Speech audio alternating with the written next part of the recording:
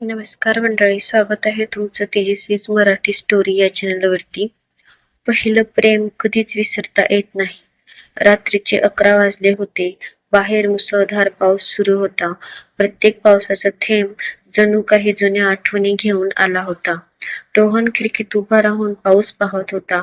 हातात गरम कॉफीचा कप होता, पण त्याच्या मनात मात्र एकच नाव पुन्हा पुन्हा घुमत होतं, सई. 8 वर्ष झाली होती. आयुष्य पुढे गेलं होतं. नोकरी, जबाबदाऱ्या, घर सगळं होतं. पण काही आठवणी अशा असतात ज्या वेळेसोबत फिकट होत नाहीत. उलट प्रत्येक पावसात पुन्हा जिवंत होतात. कॉलेजचा पहिला दिवस. रोहन नेहमीसारखा उशिरा पोहोचला. वर्गात जागा नव्हती. शेवटच्या बाकावर एक मुलगी बसली होती. तिने हलकसं हसत विचारलं, "इथे बसशील?" रोहनने होकार दिला. ती होती सई. त्या एका "इथे बसशील" या प्रश्नाने रोहनच्या आयुष्यात प्रेमाची सुरुवात झाली. दोघांची मैत्री दिवसेंदिवस वाढत गेली. कॅन्टीनमध्ये एकत्र चहा, लायब्ररीत एकच पुस्तकासाठी भांडणं, कॉलेज बंद करून नदीकाठी बसणं, सगळं एखाद्या चित्रपटासारखं चाललं होतं. सई खूप साधी होती. तिला महागड्या भेटवस्तू नको होत्या. रोहनने वेळ दिला की ती खुश व्हायची. ती नेहमी म्हणायची, "प्रेमात पैशांपेक्षा माणूस श्रीमंत असायला हवा." एक दिवस पाऊस पडत होता. दोघं एका झाडाखाली उभे होते. सईने विचारलं, "रोहन, जर एक दिवस मी तुझ्यापासून खूप दूर गेलेस तर?" रोहन हसला. "तू कुठेही जा, मी तुला शोधत येईल." सईच्या डोळ्यात पाणी आलं. ती काही बोलली नाही. कॉलेजचं शेवटचं वर्ष सुरू झालं. स्वप्न मोठी होती. रोहनला पुण्यात नोकरी मिळाली.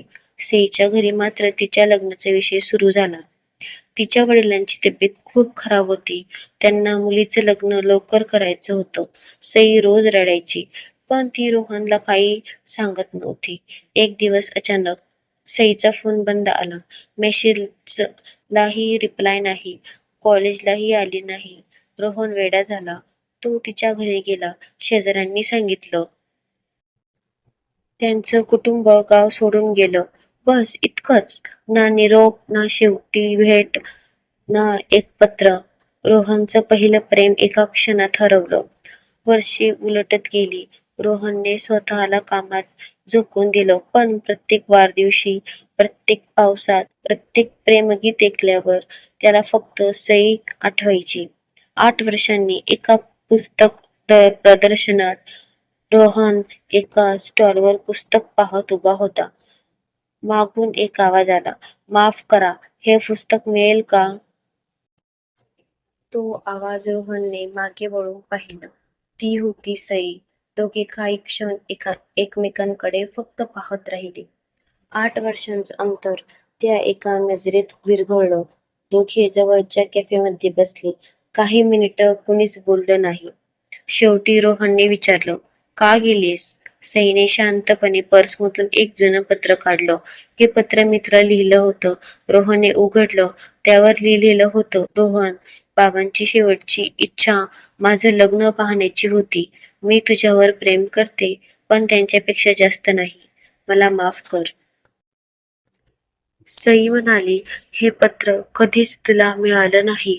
रोहनच्या डोळ्यात अश्रू आले. "आता आनंदात आहेस?" रोहनने विचारलं. सईने हलकसं हसू दिलं. "आनंदात राहायला शिकले." या उत्तरात खूप वेदना होत्या. दोघांनी 2 तास गप्पा मारल्या. जुन्या आठवणींवर हसले. काही क्षण रडले. निघताना सई म्हणाली, "रोहन, काही प्रेमकथा लग्नापर्यंत पोहोचत नाहीत, पण त्या आयुष्यभर मनात राहतात." सई निघून गेली. रोहन तिच्याकडे पाहत राहिला. यावेळेस त्याने तिला थांबवलं नाही, कारण काही नाती जपण्यासाठी त्यांना सोडून द्यावं लागत्या. रात्री पुन्हा पाऊस पडत होता.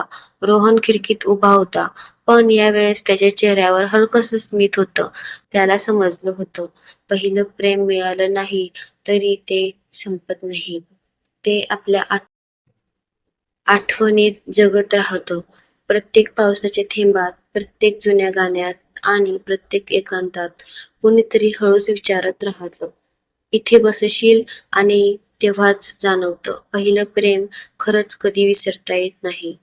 मित्रांनो, तुम्हाला जर ही गोष्ट आवडली असेल तर नक्की सबस्क्राईब करा.